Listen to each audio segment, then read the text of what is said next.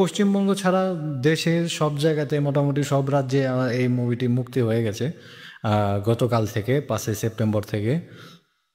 তো বেঙ্গল ফাইলসে যে কি রয়েছে এটা এখন আমরা জানতে পারলাম না। আমরা শুধু ট্রেইলারটাই দেখেছি। ট্রেইলারে কিন্তু সব কিছু বোঝা যায় না। অনেক যে মেইন সিন আছে হয়তো কিছু সিন দিয়ে দেয়, কিন্তু ট্রেইলারে তো আপনার 4 ঘন্টার একটি মুভি, তো আপনার 2-2.5 মিনিটের ট্রেইলারে আমরা এটা কিছুই বুঝতে পারবো না।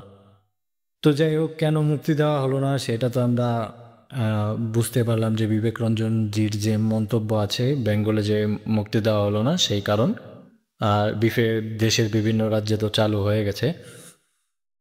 তো আমরা জানতে পারলাম না মুভিটির মধ্যে কি রয়েছে। আর আমরা তো তখন তৎকালীন সময়ে আমাদের জন্মই হয়নি। আমরা তো এই মুভিটি দেখে বুঝতে পারতাম যে তখন কি হয়েছিল আমাদের জন্য, কি করেছিল সেই গোপাল পাঠা, কি হয়েছিল সেই সাম্প্রদায়িক দাঙ্গা।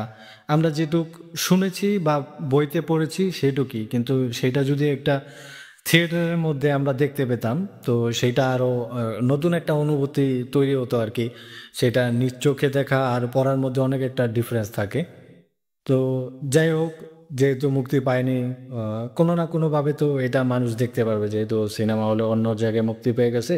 অনেক অ্যাপ রয়েছে বা এই মুভিটি তো অনেক সার্ভারে দেওয়া হবে, তো সেইখান থেকে আমরা ডাউনলোড করে দেখতে পারবো। তো এই ছিল আজকের ভিডিও, যে আমরা কেন এই মুভিটি দেখতে পারলাম না আর কেন আমাদের পশ্চিমবঙ্গ রাজ্যে এই মুভিটি রিলিজ করা হলো না। ধন্যবাদ সকলকে।